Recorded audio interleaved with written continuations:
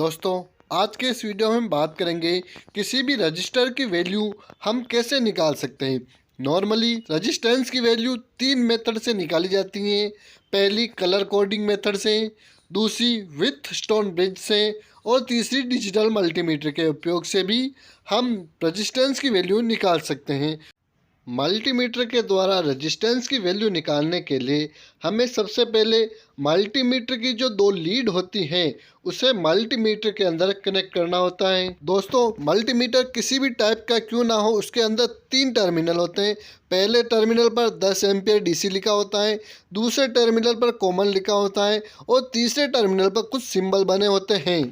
तो सबसे पहले हमें मल्टीमीटर की दोनों लीड को मल्टीमीटर के अंदर कनेक्ट करना होता है।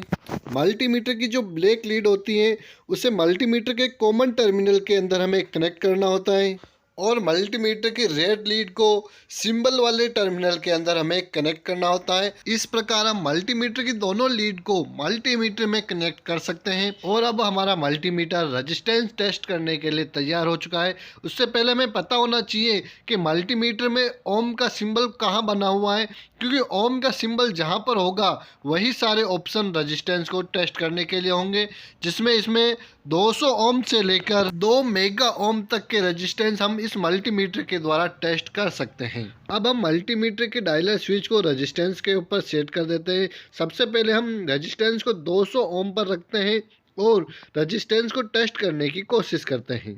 तो सबसे पहले हम एक रेजिस्टेंस लेते हैं और इसके दोनों सिरों को मल्टीमीटर की दोनों लीड के साथ कनेक्ट कर देते हैं। तो इस समय हमारा मल्टीमीटर कुछ भी मान प्रदर्शित नहीं कर पा रहा है। इसका कारण हो सकता है कि इस रेजिस्टेंस की वैल्यू 200 ओम से ज़्यादा हो, तो हमें हमारे मल्टीमीटर की वैल्यू को बढ़ाना होगा। हम इसे 200 से बढ़ाकर 2 किलो ओम तक रख कर देते हैं। अब वापस रेजिस्टेंस के दोनों सिरों को मल्टीमीटर की दोनों लीड पर संयोजित करते हैं। तो हमारा मल्टीमीटर हमें मान दर्शा रहा है कि यह 980 ओम के लगभग है, अर्थात हमारा यह रेजिस्टेंस 1 किलो ओम का होगा, क्योंकि प्रत्येक रेजिस्टेंस में 5 से 10% टॉलरेंस हो सकती है। अब हम इसी प्रकार दूसरे रेजिस्टेंस को भी चेक करते हैं। तो हमें इसके दोनों सिरों को मल्टीमीटर की दोनों लीड पर संयोजित करना है और हम देखते हैं कि हमारा रेजिस्टेंस 500 ओम के लगभग है, क्योंकि प्रत्येक रेजिस्टेंस की टॉलरेंस होती है।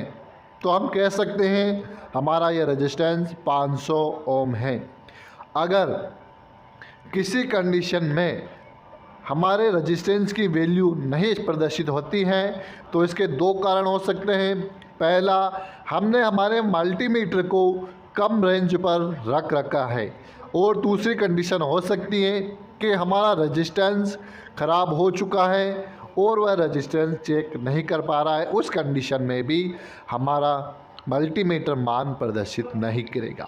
इस प्रकार हम किसी भी रेजिस्टेंस का मान ज्ञात कर सकते हैं।